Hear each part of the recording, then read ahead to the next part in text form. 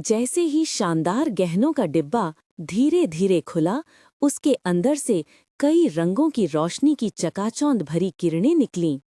किस्मत से सामान्य खिलाड़ी उस समय एक अंधेरी गली में खड़ा था। वहां कोई अन्य खिलाड़ी नहीं था जो इधर-उधर भटकता। नहीं तो ऐसा नजारा उनके दिलों में लालच जगा देता और सामान्य खिलाड़ी को मार दिया जाता और लूट लिया जाता। जब चमकती रोशनी फीकी पड़ी तो शानदार गहनों के डिब्बे के अंदर एक साधारण चांदी का हार और एक बैंगनी सोने की अंगूठी पड़ी हुई दिखी। अंगूठी के बाहरी हिस्से पर एल्फ्स की प्राचीन भाषा जैसे शब्द खुदे हुए थे और उनके अंदर एक जबरदस्त जादुई शक्ति छिपी हुई थी। किस्मत से ये अभी भी ग्रेविटी की अंगूठी है। अंगूठी का रूप देखकर सामान्य खिलाड़ी ने राहत की सांस ली। उसने सावधानी से अंगूठी को डिब्बे से बाहर निकाला और उसकी जांच की। ग्रेविटी की अंगूठी, mysterious ion rank, equipment level 0, strength +2, agility +1, endurance +1। अतिरिक्त स्किल, ग्रेविटी लिबरेशन, यूजर पर लगने वाले ग्रेविटी को बहुत कम कर देता है। अवधि 30 सेकंड, कूलडाउन 5 मिनट। बहुत बढ़िया, ये सिर्फ ब्रॉन्ज रैंक का नहीं है। आइटम का परिचय पढ़ने के बाद सामान्य खिलाड़ी बहुत उत्साहित हो गया। स्थिति उसकी उम्मीद से कहीं बेहतर थी। गॉड्स डोमेन में इक्विपमेंट को trash, common, bronze, mysterious ion, secret silver, fine gold, dark gold और एपिक में बांटा गया था। गेम की शुरुआत में खिलाड़ियों को सिस्टम से सिर्फ ट्रैश इक्विपमेंट मिलते थे। ये इक्विपमेंट पूरी तरह से बेकार था।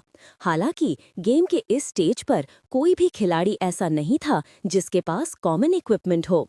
जबकि आप बड़े शहरों में कॉमन इक्विपमेंट खरीद सकते थे, कीमतें महंगी थीं। ब्रॉन्ज रैंक के इक्विपमेंट बहुत दुर्लभ थे और उनमें अतिरिक्त विशेषताएं भी थीं। हालांकि मिस्टीरियस आयन इक्विपमेंट सिर्फ बॉस से मिलते थे और कहने की जरूरत नहीं है, वे और भी कीमती थे। सामान्य खिलाड़ी के पिछले जीवन में खिलाड़ी को मिली ग्रेविटी की अंगूठी सिर्फ ब्रॉन्ज रैंक की थी। इसने स्ट्रेंथ में सिर्फ एक अतिरिक्त पॉइंट दिया था। ग्रेविटी लिबरेशन स्किल भी सिर्फ 15 सेकंड तक चलती थी। सामान्य खिलाड़ी के लिए ये हैरानी की बात थी कि लेवल 0 पर क्वेस्ट पूरा करने पर उसे मिस्टीरियस आयन ग्रेविटी की अंगूठी मिली। जहां तक हार की बात है, वो सिर्फ एक ग्रे आइटम था। एनपीसी मर्चेंट्स इन चीजों को बहुत पसंद करते थे और वे इन्हें ऊंचे दामों पर खरीदने को तैयार थे। ग्रेविटी की अंगूठी पहनने के बाद सामान्य खिलाड़ी ने लेवल अप होने से मिले 4 फ्री एबिलिटी पॉइंट्स को एजिलिटी में डाल दिया। सामान्य खिलाड़ी की एजिलिटी 12 पॉइंट्स, उसकी अटैक स्पीड 5 और उसकी मूवमेंट स्पीड 6 पॉइंट्स हो गईं। अब वो उसी लेवल के प्योर एजिलिटी असैसिन का लगभग मुकाबला कर सकता था। लेवल 3 पर पहुंचने के बाद मेरी एजिलिटी 20 पॉइंट्स हो जाएगी। उस समय मैं एजिलिटी सिस्टम की हिडन बेसिक स्किल को अनलॉक कर पाऊंगा। सामान्य खिलाड़ी ने उम्मीद से अपने एट्रीब्यूट पैनल को देखा। सामान्य खिलाड़ी ने अपने शरीर को हिलाया और महसूस किया कि वो पहले से कहीं ज्यादा फुर्तीला हो गया है। अगर उसे अभी टाउन मेयर क्रॉस का सामना करना पड़ता तो वो अपनी पिछली बुरी हालत में नहीं होता। अगर उसकी एजिलिटी 20 पॉइंट्स तक पहुंच जाती तो basic skill fast and nimble activate करने के बाद उसके शरीर की हालत और भी बेहतर हो जाती। वो वूशिया नॉवल में दिखाए गए उन वुलन एक्सपर्ट्स का भी मुकाबला कर सकता था। नाइटेश का शरीर आगे झुका और उसके पैर मुड़ गए। एक तेंदुए की तरह वो जबरदस्त ताकत से स्टार्टिंग लाइन से आगे बढ़ा। शू! जब तक मस्केट बजने लगे और स्टार्टिंग लाइन की तरफ गोलियां चलने लगीं, तब तक नाइटेश पहले ही 3 गज दूर था। इसके बाद मस्केट की गोलियों की एक और बौछार हुई। कुल 6 गोलियां नाइटेश की तरफ चलीं।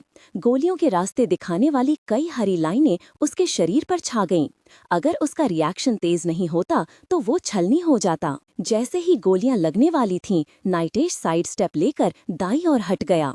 दूसरी बौछार से बचने के बाद वो एक बार फिर आगे बढ़ा। जैसे ही तीनों नोम लगातार गोली चलाते रहे, खाली खोखे जमीन पर गिरते रहे, लेकिन नाइटेश हर बार तेंदुए की फुर्ती से उनसे बचता रहा। जिस तरह वो गोलियों से एक कदम आगे था, ऐसा लगता था जैसे उसे पहले से पता हो कि क्या होने वाला है। ये नहीं हो सकता, वो पहले ही 10 गज पहुंच गया है। उसे सिर्फ 5 सेकंड से भी कम में 10 गज पहुंचते देखकर पुरुष क्लर्क दंग रह गया। स्टैबिंग हार्ट बगल में चुप हो गया। उसने चुपचाप नाइटेश को आगे बढ़ते देखा। पहले उसने नाइटेश को एक नया खिलाड़ी समझा था, कोई मजे के लिए चैलेंज लेने वाला, लेकिन अभी जो स्पीड और सटीकता उसने दिखाई वो किसी ऐसे खिलाड़ी जैसी थी जो कई सालों से ये चैलेंज करता आया हो। हर कदम सीधा, असरदार और बिल्कुल कंट्रोल में। ये कोई नौसिखिया नहीं कर सकता था। यहाँ तक कि स्टैबिंग हार्ट खुद भी इससे बेहतर नहीं था। अपनी प्रतिष्ठा बचाने के लिए उसने कहा, इतनी फुर्ती देखकर लगता है ये कोई एथलीट है या किसी मार्शल आर्ट्स का बंदा। लेकिन 15 गज के बाद नोम अपना अटैक पैटर्न बदल देंगे, वहाँ ये संभाल नहीं पाएगा। सही कहा बॉस, अगर ये कोई ऐसा खिलाड़ी है जिसे हमारा असैसिन्स अलायंस नहीं जानता तो ये एक्सपर्ट नहीं हो सकता। 15 गज पर पहुँचते ही ये रुकेगा, फिर तो ये मधुमक्खी का छत्ता बन जाएगा। हाँ, 15 के बाद 12 गोलियां चलती हैं और टारगेट सिर्फ खिलाड़ी पर नहीं, पूरे एरिया पर। बचने का कोई तरीका नहीं होता। असैसिन्स अलायंस के बाकी सदस्य भी मान गए। उन्होंने ऐसे कई मामलों को देखा था। स्टैबिंग हार्ट ने अपने पहले चैलेंज में 15 गज पार किए थे। बाद के चैलेंज में उसका सबसे अच्छा रिकॉर्ड 20 गज था।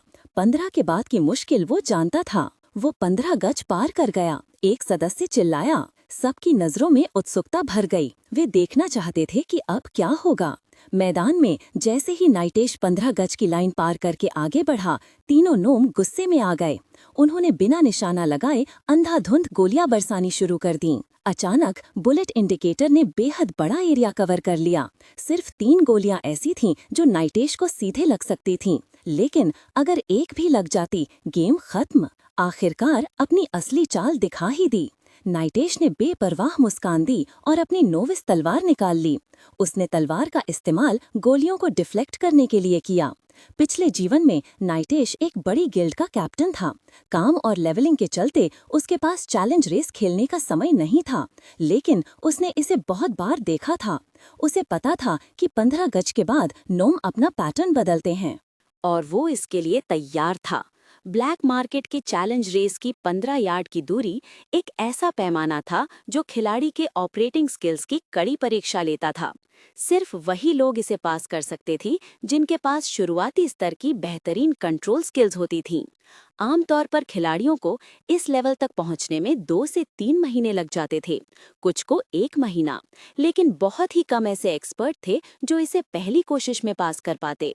अरविंद शार्पशॉट उन्हीं एक्सपर्ट्स में से एक था। 3 गोलियां नितेश के सिर, छाती और हाथ की ओर दौड़ती आ रही थीं। जैसा सोचा था, ये लड़का काम का नहीं है।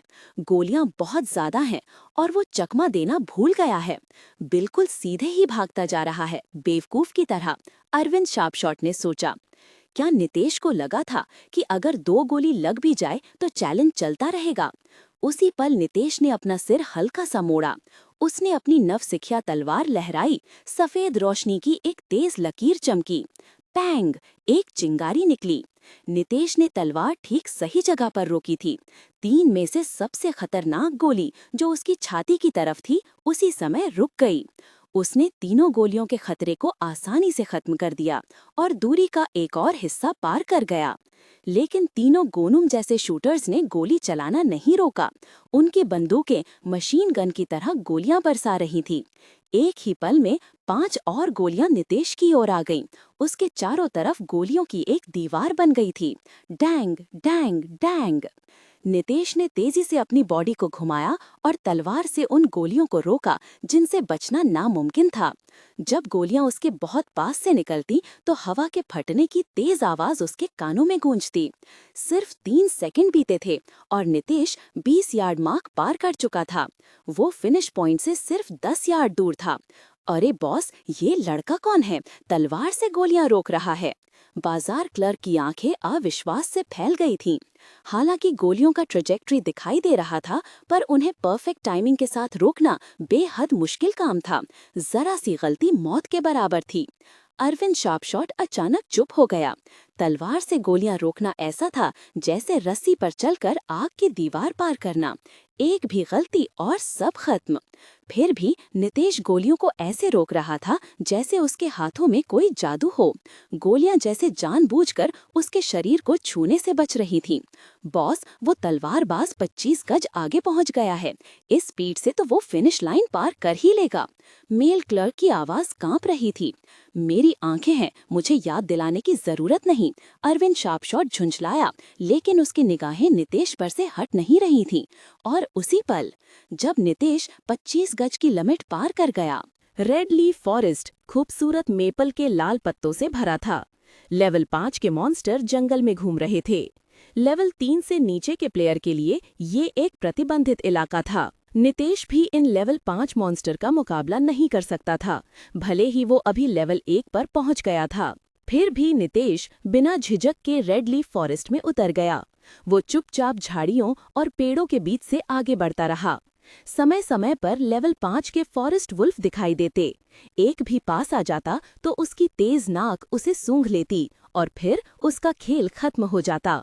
नितेश सावधानी से मुड़ता, पेड़ों के पीछे छिपकर उनके रूट से चक्कर काटता और आगे बढ़ता रहा। कुछ दूर उसे छोटे छोटे भालू के बच्चे दिखे। वे घास में गिरते पड़ते खेल रहे थे।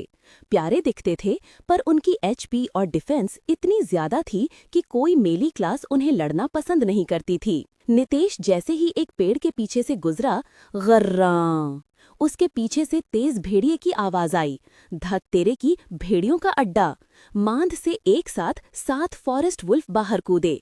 उनकी लाल आंखें सीधे नितेश पर टिक गईं। नितेश की स्पीड अच्छी थी, उसने अपने सारे पॉइंट्स एजिलिटी में डाले हुए थे, लेकिन फिर भी वो वुल्फ से थोड़ा धीमा था। वुल्फ उसके बहुत पास आ चुके थे। नितेश ने बिना समय गवाए चिल्लाया, ग्रेविटी लिबरेशन।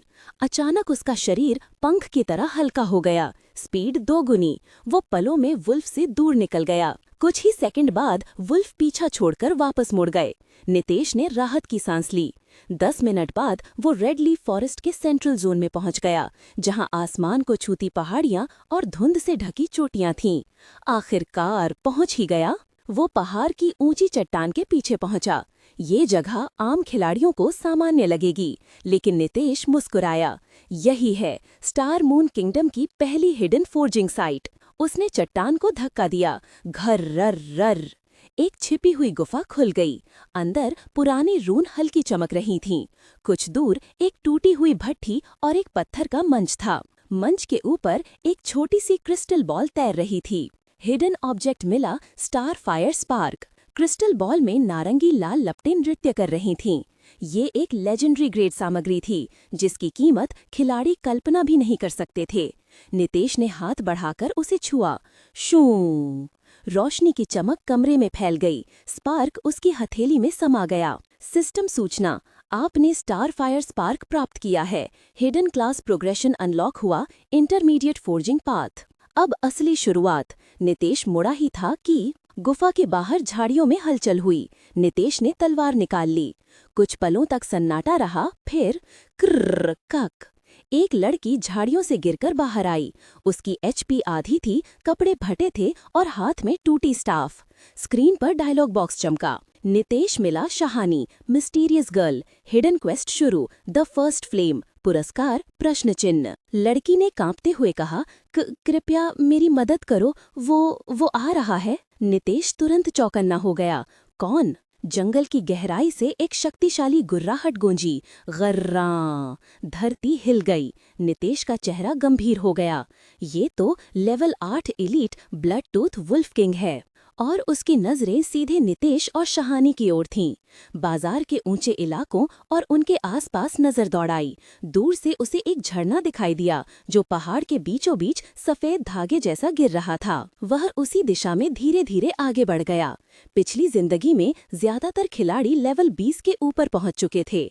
उनके एट्रीब्यूट इतने ज्यादा होते थे कि वे गॉड्स डोमेन की मुश्किल से मुश्किल जगह आराम से खोज लेते थे। रेड लीफ फॉरेस्ट का सेंट्रल इलाका तो खासकर एक्सप्लोरर्स का पसंदीदा घा। इसी वजह से शैडो वर्कशॉप ने भी उस समय कुछ असैसिन्स को जांच के लिए भेजा था, और उन्हें अंदाजा भी नहीं था कि उन्होंने खजानों से भरा एक छोटा पहाड़ खोज लिया है। वहाँ दुर्लभ अयस्क, खास जड़ी बूटियां और यहाँ तक कि ट्रेजर चेस्ट भी मिले थे।